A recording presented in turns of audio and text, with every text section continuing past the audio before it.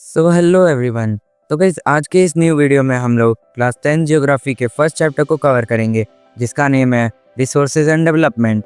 तो चलिए हम लोग अपने वीडियो को शुरू करते हैं।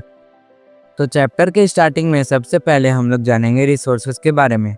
Everything available in our environment that can be used to satisfy our needs is known as resources. मतलब हमारी इन्वायरमेंट में मौजूद सारी चीज़ें जिनसे हमारी नीड सेटिस्फाई होती हैं उन्हें हम रिसोर्सेज कहते हैं।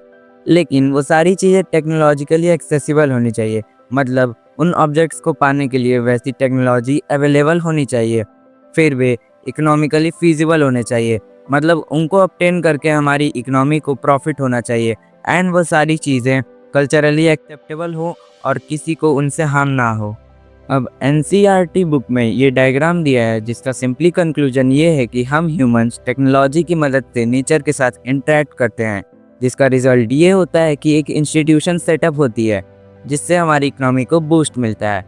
हम ह्यूमंस रिसोर्सेज के one of the most important components हैं क्योंकि हम ही लोग इन्वायरमेंट में प्रेजेंट सारी चीज़ों को रिसोर्सेज में बदलते हैं और उसका यूज़ करते हैं। तो रिसोर्सेज को हम लोग 4 कैटेगरीज में क्लासिफाई करते हैं।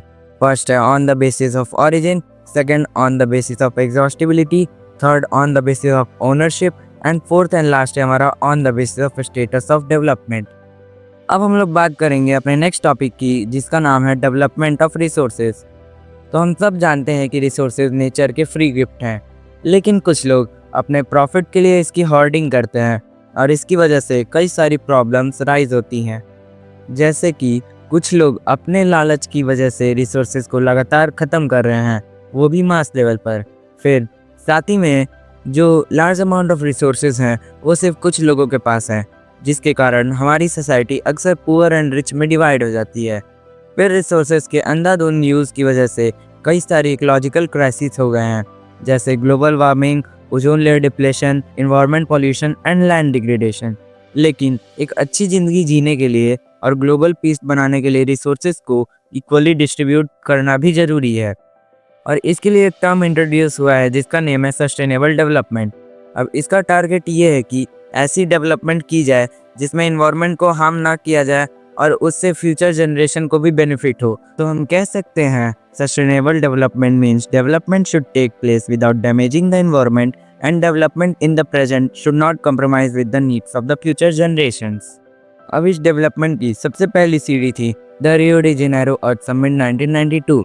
ये हमारी फर्स्ट इंटरनेशनल अर्थ समिट थी जो कि जून 1992 में ब्राज़ील के रियो डी जेनेरो प्लेस पर हुई थी। इसमें करीब 100 से ज़्यादा कंट्रीज़ के हेड आए थे। इस समिट में मेनली इन्वायरमेंट को प्रोटेक्ट करने और इससे होने वाली सोशो इकोनॉमिक डेवलपमेंट से रिलेटेड टॉपिक्स के बारे में ग्लोबल लेवल पर डिस्कशन हुआ था, जिसके बाद इसके 2 सॉल्यूशन निकल के आए। फर्स्ट था to give support to the global forest principles, जिसमें ये बताया गया था कि सारे फॉरेस्ट की सस्टेनेबल डेवलपमेंट की जाए। एंड सेकंड था हमारा एजेंडा 21। इसका एम था कि ग्लोबल सस्टेनेबल डेवलपमेंट अचीव की जाए और इन्वायरमेंटल डैमेज, पॉवर्टी और कई सारे प्रॉब्लम्स को टैकल किया जाए। अब हमारा नेक्स्ट टॉपिक है रिसोर्स प्लानिंग। तो हम सब जानते हैं कि रिसोर्सेज के सही तरीके से यूज़ करने के लिए प्लानिंग बहुत ज़रूरी है। और इंडिया जैसी कंट्री जहाँ अलग अलग प्लेसेस पर रिसोर्सेज की डाइवर्सिटी होती है, वहाँ पर तो रिसोर्स प्लानिंग मस्ट है, क्योंकि यहाँ पर कई जगह पर बहुत रिसोर्सेज अवेलेबल हैं और कुछ जगह पर इनकी शॉर्टेज देखने को मिलती है। अब बात करें कुछ एग्जांपल्स की, तो स्टेट्स जैसे कि झारखंड, छत्तीसगढ़ और एमपी के पास ह्यूज अमाउंट में मिनरल एंड कोल डिपॉजिट्स हैं। फिर अरुणाचल प्रदेश के पास वाटर का गेन है बट उसके पास पुअर इंफ्रास्ट्रक्चर है। राजस्थान के पास सोलर एंड विंड एनर्जी की भरमार है बट वाटर की बहुत कमी है। तो ये थे कुछ एग्जांपल्स और इन्हीं सब की वजह से इंडिया में सारे लेवल्स पर रिसोर्स प्लानिंग की ज़रूरत है। Resource planning in India. तो रिसोर्स प्लानिंग एक कॉम्प्लेक्स प्रोसेस है जिसमें कई सारी चीज़ों को देखने की ज़रूरत होती है और इसमें 3 स्टेप्स होते हैं। तो फर्स्ट स्टेप है हमारा identification and inventory of resources. इस स्टेप में हम लोग बहुत कुछ करते हैं, जैसे सबसे पहले रिसोर्सेज की सर्वे की जाती है। इसके बाद रिसोर्सेज कहाँ कहाँ प्रेजेंट हैं उसकी मैपिंग होती है। फिर उनकी क्वालिटी एंड क्वांटिटी चेक होती है एंड आखिरी में हम लोग मेजरमेंट करते हैं। मतलब हम लोग ओवरऑल उन रिसोर्सेज की लिस्ट बनाते हैं। फिर सेकंड स्टेप है evolving a planning structure. endowed with appropriate technology, skill and institutional setup। मतलब कि एक ऐसा स्ट्रक्चर को प्लान किया जाए जिसमें राइट वे में टेक्नोलॉजी स्किल का यूज़ करके इंस्टीट्यूशन सेटअप किए जाए, जिसकी वजह से रिसोर्स प्लानिंग सही तरीके से हो सके। लास्ट टाइम स्टेप नंबर 3 है कि matching the resource development plans with overall national development plan, जिससे रिसोर्स प्लानिंग सही डायरेक्शन में हो सके। लेकिन इतने एफर्ट्स के बाद भी कुछ रीजन्स में ज़्यादा रिसोर्सेज होने के बावजूद वो इकोनॉमिकली बैकवर्ड ही रह गए, तो कुछ कम रिसोर्सेज से ही अमीर हो गए।